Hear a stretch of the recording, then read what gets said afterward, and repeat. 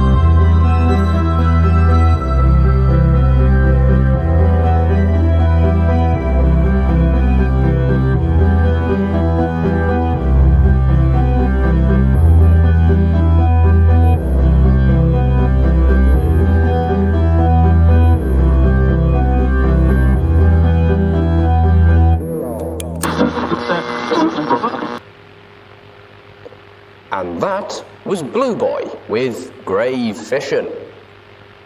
Hey there friends, I'm Nuclear Yuki, and welcome, once again, to a Nuclear Reading Show. Today, we're continuing on with Fallout Equestria by Kkat. And, if it isn't too much of a bother, if you're enjoying what I'm doing out here in the cold, dark wasteland, don't be afraid to tell your friends about me. It's great help. And as always, since the gangs can be a bit feisty from time to time, Fallout was created by Bethesda, and My Little Pony Friendship Magic was created by Hasbro. With all that said and done, welcome, friends, to the Wasteland.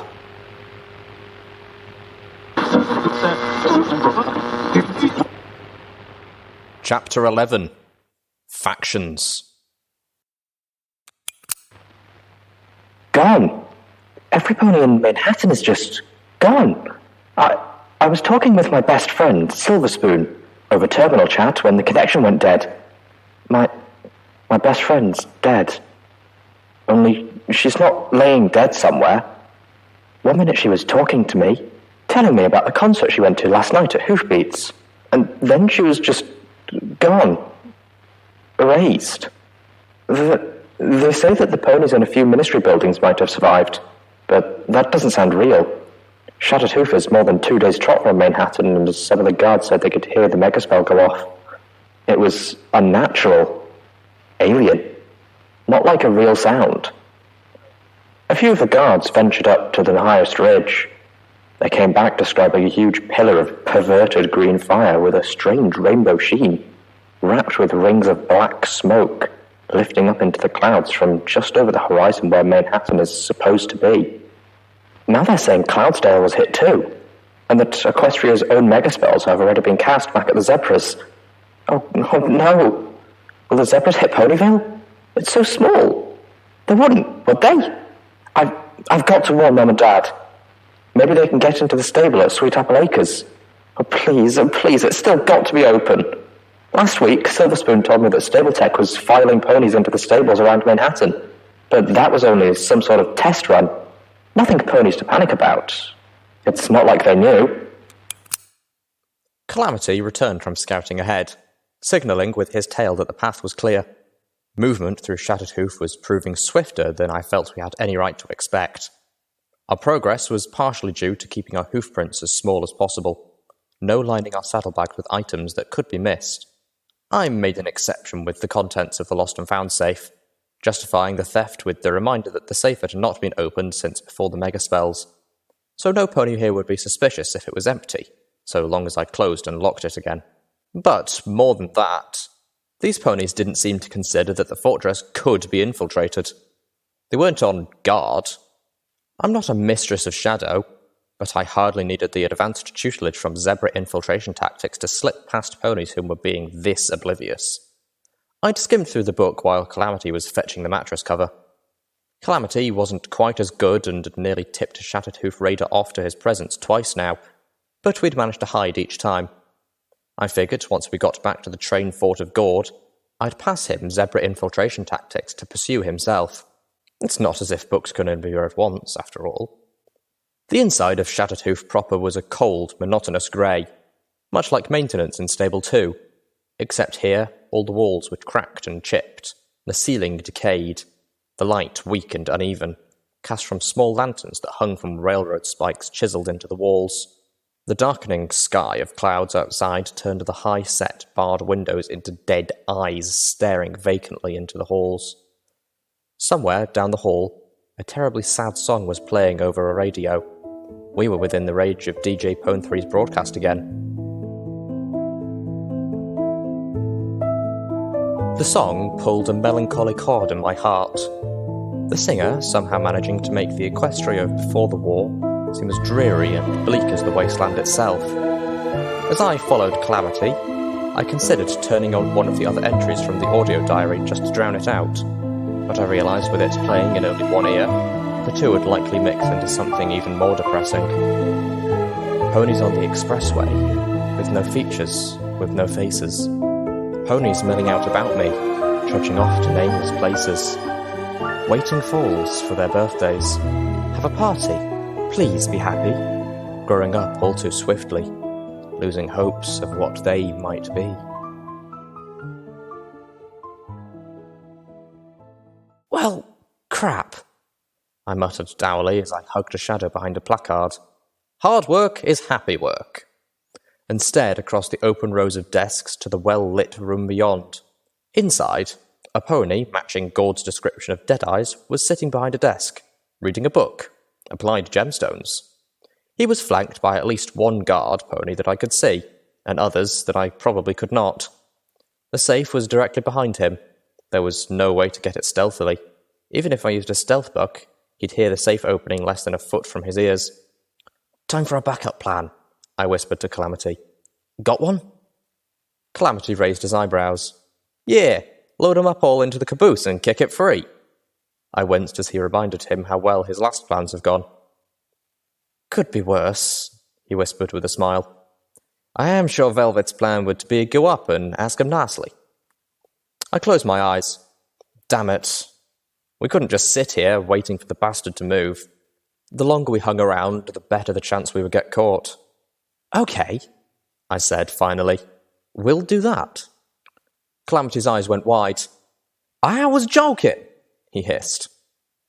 Thankful to the hot mare statuette for returning some of my telekinetic magic, I levitated my sniper rifle and assault carbine to Calamity. Take these.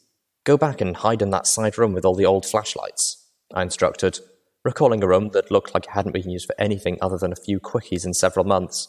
I'll go up and say hello. And when they shoot you, then what's the plan?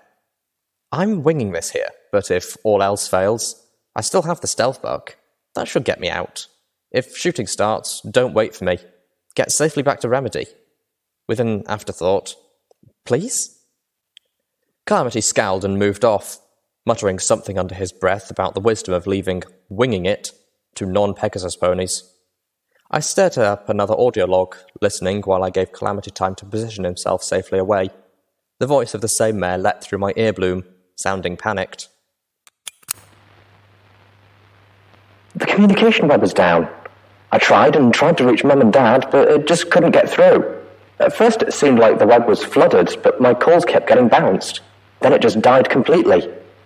We can't reach any of the Ministry of Morale hubs either. No pony was expecting the one in Manhattan to respond, but not even Canterlot. Could the zebras... They couldn't possibly have destroyed Canterlot, could they? Wait, what happened to Princess Luna? Having heard of the Canterlot ruins, I knew the answer. I toggled to the next log. It's starting to rain outside. It was bright and sunny less than an hour ago. I think the Pegasus ponies are mourning Cloudsdale. Most of the guards are gone now. They've left me the codes to open the cells. Scoop said it was up to me. No pony else was going to risk setting our guests free, but why me? I'm not the one who's supposed to be in charge. If I don't, the ponies will starve to death in here. But if I do, some of them are really bad ponies. Some have even confessed to helping the zebras at Shattered Hoof Ridge when they tried to assassinate Princess Celestia. If I let them go, who knows what harm they might do? What's worse? Letting them die here? Or inflicting them on a wounded, suffering Equestria? No! I'm just an inspector. I'm not supposed to make these kinds of decisions. Mom? Dad? Silverspoon? What should I do? I wasn't sure why I was listening to these logs now. Curiosity? Or maybe, in a way, I was paying my respects to the past by listening, by learning. Either way, it didn't matter. Time to go. How'd you get in here? Deadeye scowled, staring down at me. I had 3 magical energy weapons pointed at my head, although the big brutish pony to Deadeye's left looked like he'd rather kill me with his teeth. Damn it, think. Watcher might call honesty a virtue, but sometimes the ability to lie your tail off is a virtue too. Use magic. I'm a unicorn after all. I felt a rush of relief. That had sounded plausible. Even I might have bought it if I didn't already know I sucked at spells. Better question is, why? Why I came in here? No, why are fillies different than colts? The slate grey pony's voice dripped with sarcasm. What do you think? Stammering, I realised I should have thought my approach through a lot better. I wanted to. I glanced away, mentally searching for inspiration. My eyes fell on a framed news article, yellowed with age, which featured a faded picture of a pretty unicorn. Sweetie performs patriotism concert at Shattered Hoof. My eyes snapped back to meet Deadeye's own. To join your crew? You're all escaped slaves, right? Well, I just escaped from Old Appaloosa. I realised, just after I said it, that I was wearing armoured stable barding and probably looked nothing like an escaped slave. Deadeyes was regarding me with deep and well-deserved suspicion. If they started shooting, I was probably dead. Small and fast is helpful against long-range gunfire, but not so much against point-blank shots from weapons that will melt you into a puddle. Worse, my heart sank when I realised that Calamity would almost certainly share my fate. From what I knew of my new friend, running and hiding weren't in his normal book of tactics. No matter what I told him to do, I suspected he'd choose to join in the firefight. Tell you what, Philly. Deadeye seemed to finally decide, fixing me with a glare. Let's see how you do with a couple of errands. Show yourself to be useful, and we'll chat again. I gulped. Well, at least he hadn't shot me yet. What do you need me to do? I have a letter that needs to be delivered. Not far, just a Yellow Hill Ridge. Maybe an hour's trot. I've got a map you can download to your Pip-Buck. Deliver it, come right back, and we'll talk again. As he pushed the sealed envelope across his desk towards me, I wondered if it said something like, Kill the pony carrying this letter. Oh, and you'll need this leg band. It'll let Gawd know you're safe to pass through. Who? I asked as I slipped on the leg band, feigning ignorance. The bitch of a griffin who owns our welcoming committee. Honestly, she's more trouble than she's worth, but the boss seems to like her, so she stays, for now. The boss? I thought you were the boss. Deadeyes clearly did not have the patience for questions that Gawd did. Scramble. If she talks again, start pulling off her legs. The grin on the brute to Deadeye's left widened eagerly. I left quickly and wordlessly. I hadn't gotten far before one of Deadeye's guards came trotting out after me. He motioned for another, seemingly random Shattered Hoof pony to flank me on the other side. Without words, it was clear they were making sure I found my way out. As we approached the small room where Calamity was hiding, I blurted out as loudly as I could without sounding suspicious. So, escorting ponies out? Is that your official job? Are you the escort-outer? Shut up, Deadeye's guard said warningly, but the other replied easily. Actually, nah, I'm just a rock breaker. I raised an eyebrow. A rock breaker? So what's your story? He seemed amiable enough. Slavers assaulted my family homestead.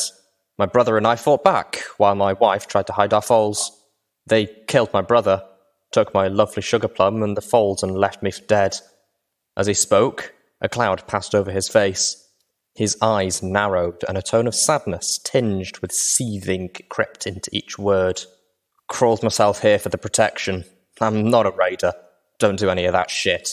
Just work the rocks and thank the goddesses that I'm not alone out in the wastes. I nodded solemnly. What else could I do? In the heavy quiet that followed, I could hear that radio playing in some nearby room. The music had stopped and DJ Pone 3 was reporting the news. Been warning every pony for some time now to steer clear of Appaloosa. Well, seems like the stable dweller either didn't get the message or chose to ignore it. I've gotten confirmed reports that little gal marched into Appaloosa and brought hell on her hooves.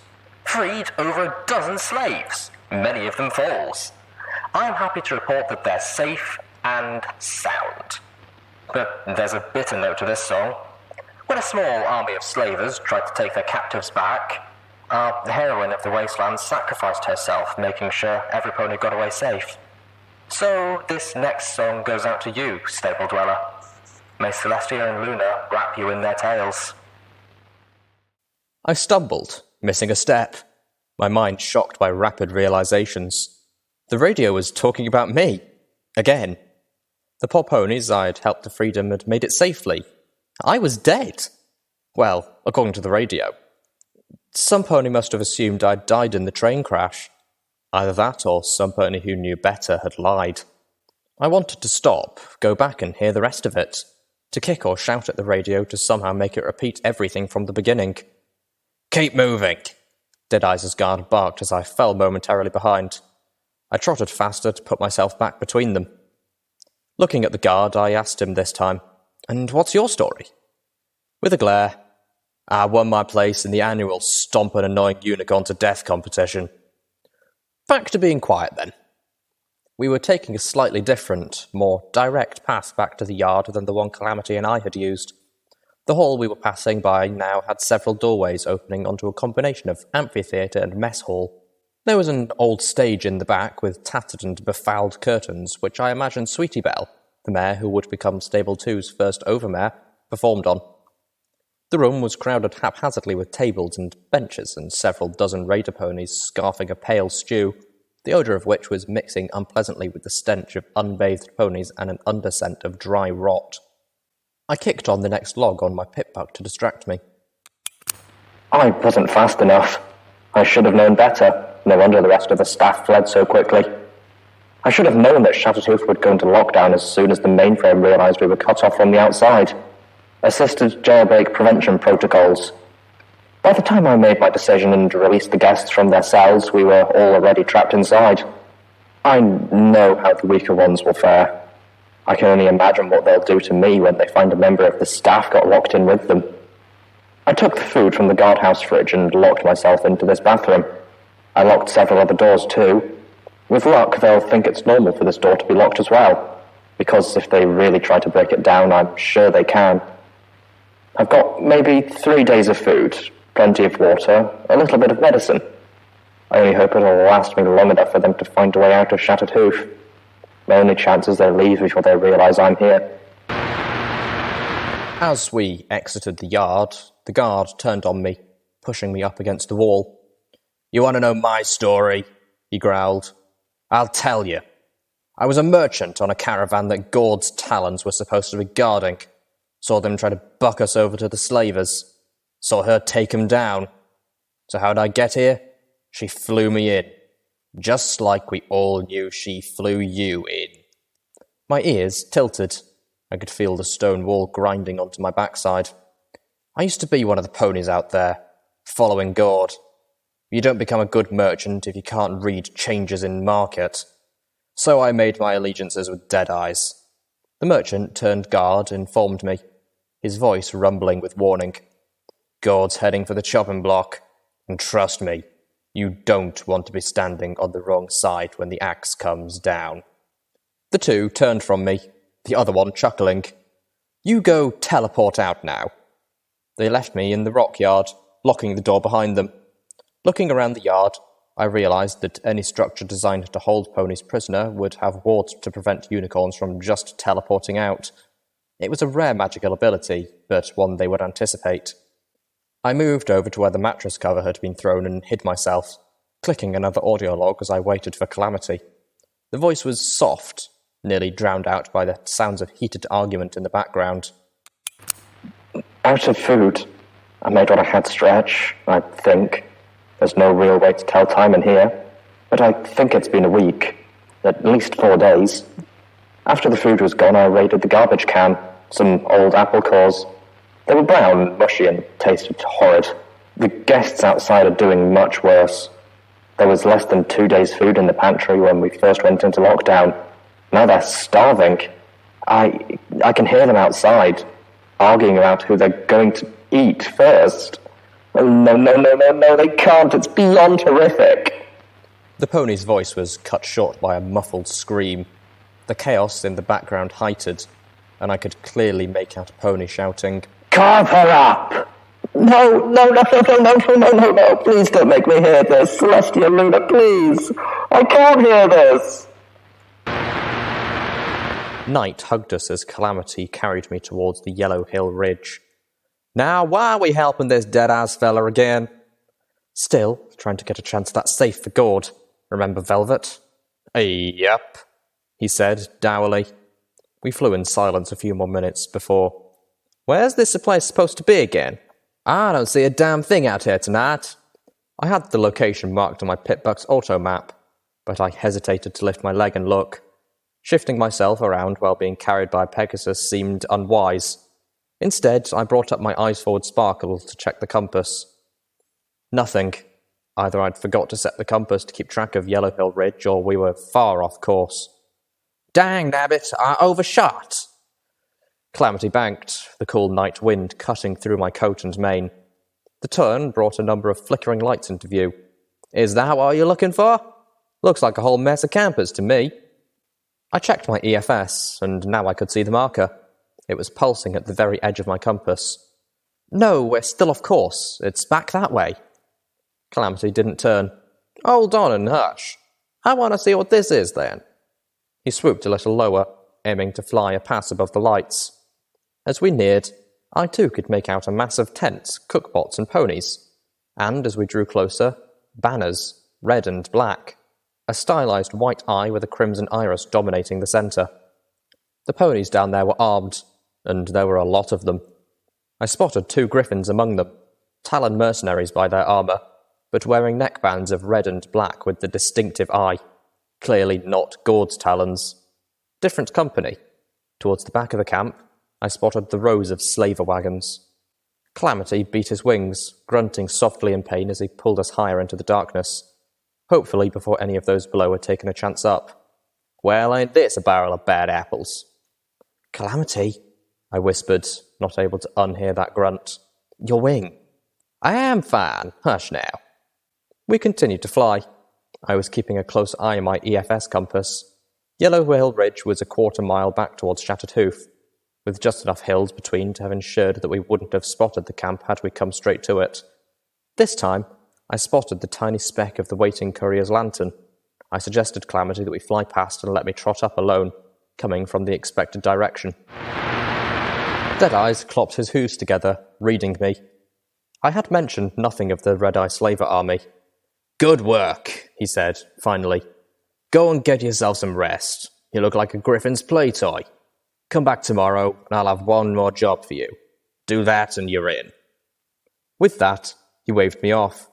This time, to my surprise, no pony jumped to escort me. I was only a few yards down the hall when Deadeyes, accompanied by all his guards, simply walked out of his office, leaving the door open behind him. They turned, moving off in a different direction. I stopped. The safe was unguarded. This was almost too easy. No, it was definitely too easy. I activated the stealth buck. The safe was tricky, but within my range of skill. It popped open with a snap. The only thing inside was the ledger. I slipped the ledger into my saddlebag and was just snapping the safe shut when Deadeyes and his entourage returned, looking around. If it hadn't been for the spell, they would have seen me. Deadeyes began to trot around the back of the desk from the right, his brutish bodyguard circling from the left, trapping me. It didn't matter if they could see me. The slightest bump would let them know I was here. As they drew closer, I scrambled up onto the desk itself. The two other guards, one of them the ex-merchant, took their positions by the door. I turned on the desk, crouching and prepared to crawl down and out between them. One of them shut the door. Luna, fuck me with the moon. I turned slowly. Deadeyes had stopped and was staring at his safe. "Think she took it?" the former merchant asked. My heart sank into my stomach. "Oh, I think our little spy did whatever Gawd wanted her to do." Deadeyes smiled. "All the better. Let the griffin cook herself." He turned to his guards. "Best prepare the others. Red Eye's forces are set to raid Shattered Hoof in the sunrise after tomorrow. We want to make sure they have no trouble getting in. It's time to meet the big man himself." My mind reeled. Deadeyes was making deals with the slavers? He was going to let Red Eye's forces come in and capture the ponies he was supposed to be protecting here. The treachery mirrored the betrayal of Gawd's talons, but on a much larger scale. Deadeyes strode behind his desk and clopped his hoofs down on it, forcing me to lift one of mine to avoid being touched. I could feel the sweat break out across my forehead as I balanced silently. Deadeyes leaned forward to grab his copy of Applied Gemstones in his teeth. With a fright, I realized I was standing on it. I lifted my hind leg away with just barely enough time. Now my balance was much more strenuous. My whole body was achy from sleep deprivation. I searched frantically for a place to put one of my hooves before I fell. The door banged open. I toppled onto the floor with a thud as the pair of earth ponies burst in. Deadeyes jumped back, startled, his book dropping to the floor. "Sir, sorry to interrupt, but we've got an intruder." Deadeyes stared at the two ponies. "Little unicorn girl? About this high?" he asked casually, raising his hoof. "No, sir. This one's a Pegasus. With the moon." My pip-buck alerted me that the invisibility spell was about to wear off. I didn't have a choice. I lurched my hooves and skirted around the ponies, barely slipping between them, then dashed out through the open door. I galloped to the meeting spot as fast as my weary legs could take me. Calamity was waiting for me, hidden under the mattress cover. "No need for that now. They spotted you. Get the ledger. Let's go!" We were airborne in moments. I could tell how tired Calamity was. We kept dipping in the air. I winced at the workout we were giving his mending wing. We get back to Gawd, and we sleep. No matter what else, we have to sleep. He hadn't complained, but I could tell his wing was killing him. I played another audio log. This time the mare was no longer whispering, but I could still barely hear her over a thundering racket. Damn it! They know I'm in here. I woke from my nightmare with such a start that I kicked over the garbage can and they heard it. They'll break down the door soon. I could hear one of the ponies on the other side of the bathroom door call out abysmally profane promises. I don't have to guess what they'll do to me anymore. They want me to know, but I'm not going to let them. Go figure. This crappy little gun is going to save me after all. Use the handle to shatter the mirror. This is going to hurt, but if I do it quickly, it won't hurt for long. There was one audio log left. Junction R7 swam into view through the darkness. Exhausted, Calamity brought us for a slightly rough landing. Ponies pointed glowing magical energy weapons at us from all directions. Gawd stepped forward. "Welcome back. I was beginning to worry about you two." She looked us over. "Got the ledger?" I nodded shakily. "Yes, but before you look at it, I want to look at it. And there's something you should know." Gawd raised an eyebrow. "Oh?" she said, appraisingly. Deadeyes knows. He pretty much let me steal it. I also overheard him saying something about letting you cook yourself. Gawd sat back, regarding me. Finally, "I'm impressed. You didn't have to tell me that." Then, with a narrow look, "So why did you? What's in it for you?" I swayed on my hooves. "There's more, but I'll only tell you that after you let my friends and I get some sleep. Here, under the safety of your protection." Gawd's beak broke into a grin, the scar twisting it on one side. "All right, you've got yourself a bargain," pointedly. "But while you sleep, I want that ledger. I nodded. What I want out of it won't take long. Gawd guided us back to one of the cattle cars. As I stepped a hoof inside, I felt a rush of relief to see Velvet Remedy, curled on a bed of slightly mouldy hay. She was softly talking with another pony as she watched over a third whose hind leg was wrapped in what had to have been some of our precious remaining bandages. I wondered how many medical supplies we had left, if any. Velvet Remedy jumped up at our return, giving us a weak but bright smile. So, what did you two do? Take the scenic route? Yep, something like that, Calamity responded. And what did I say about this wing? Velvet Remedy pushed Calamity towards a corner of the train car that had clearly become her impromptu clinic. Let me take a look at it and change those bandages. Shaking my head in a combination of adoration and despair, I followed behind her. I was too tired to even appreciate how nice of a tailside she had. Finding a bit of hay that looked filthy but soft, I curled down and levitated out the ledger. Flipping through, I found entries going back many years. The newest ones, I felt, were suspect.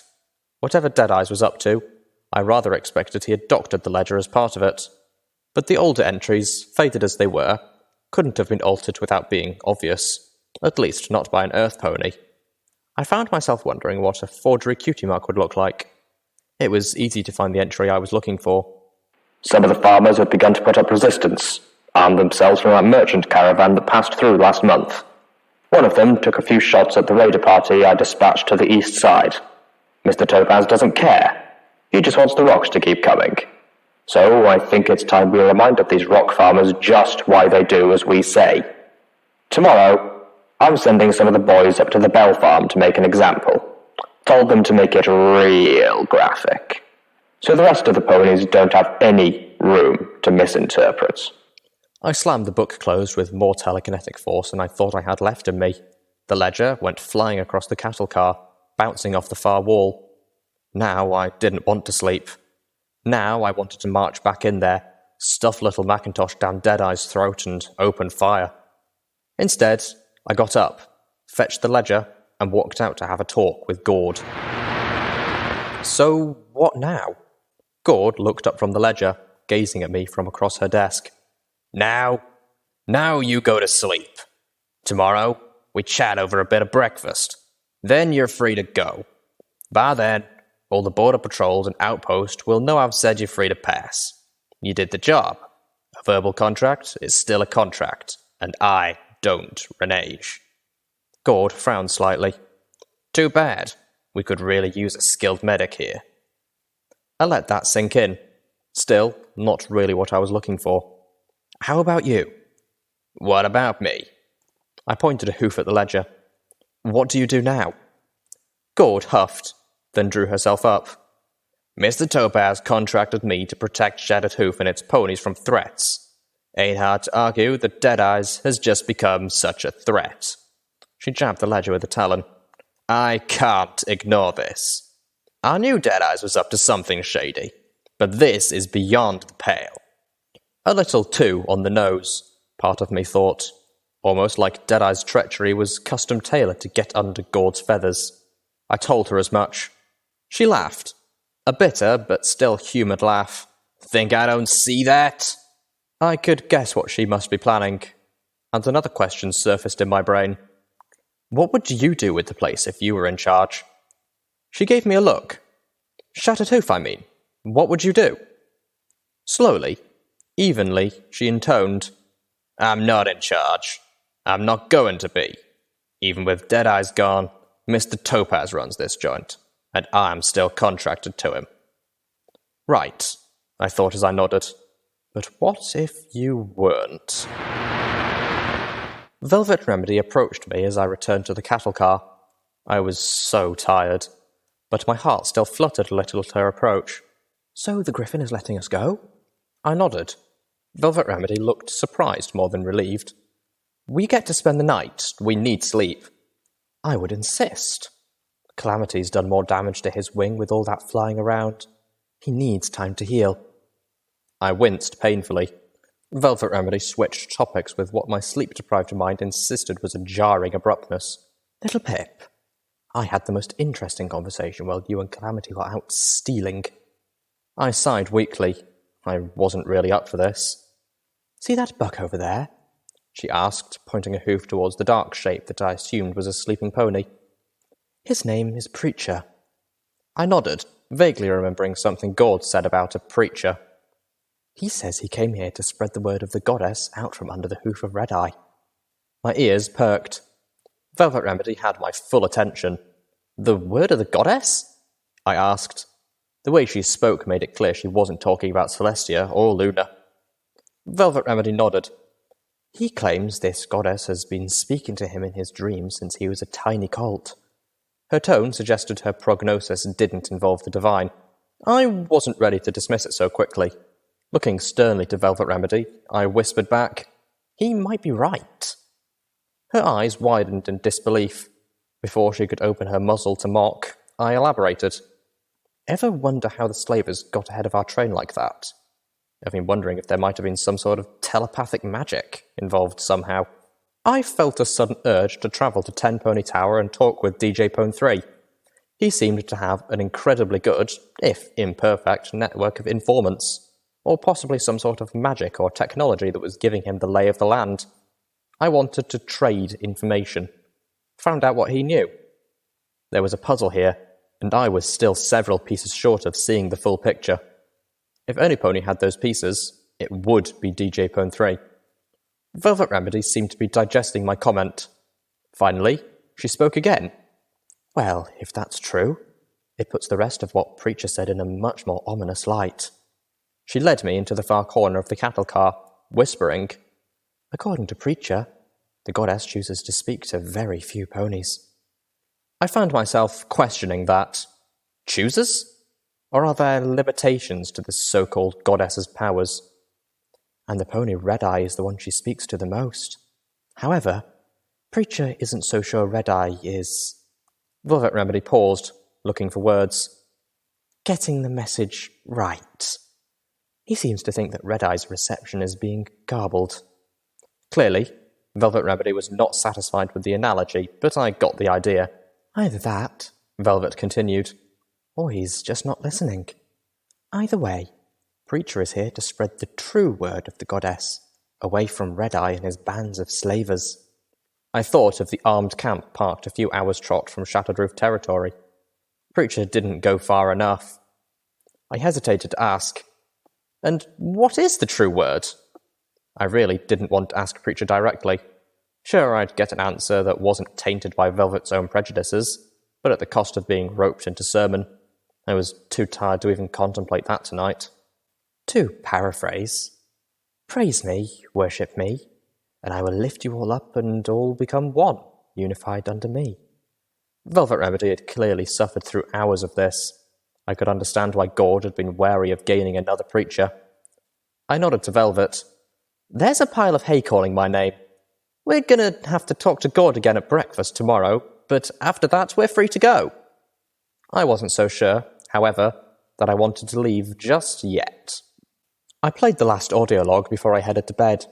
This time, the banging on the bathroom door was much louder, rhythmic. It sounded like the ponies outside were using a piece of furniture as a battering ram. I could hear structural cracking from the doorframe. The mare's voice was weak. She spoke in a disturbing sing-song. I hear you knocking, but you can't come in. I hear you, yeah, I hear you. Wow, I've just realised I've got all these diaries and the only ponies that will ever hear them are you fuckers. Fuck you all, every last one of you. Oh wow, Dizzy, what was I? You know, I kind of think red is my colour. Splish, splash, clop, clop. Hey, Silver Spoon, let's paint the town red. Or, you know, at least the bathroom. Oh, keep knocking, you bastards. Doesn't go with my cutie mark, though. That's okay, it's a stupid cutie mark anyway. Really? A crown of diamonds? The fuck's that supposed to mean? I mean, I get the diamonds. Celestia knows I respected enough of them. Sent the best ones below for years now. There's something else you're never going to get. Just like you're not going to get me. My name's Diamond Tiara. You fuckers didn't get me. I got away. I mean, really though, a crown? What was that supposed to mean? You can't get me! You can't get me.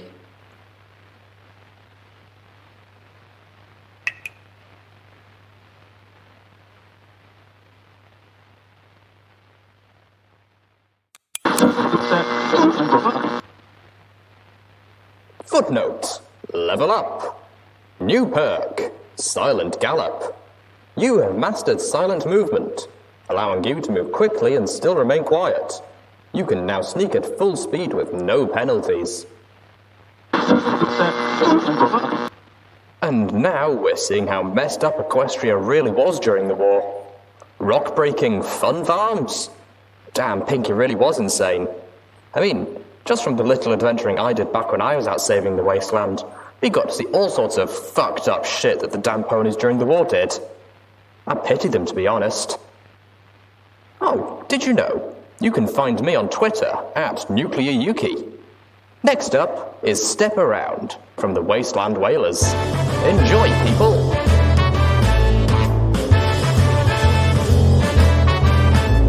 When I step around, and I hear the sound, Clipper cropping up and down the street. The shuffling of hooves actually proves that I'll see if all the days come through.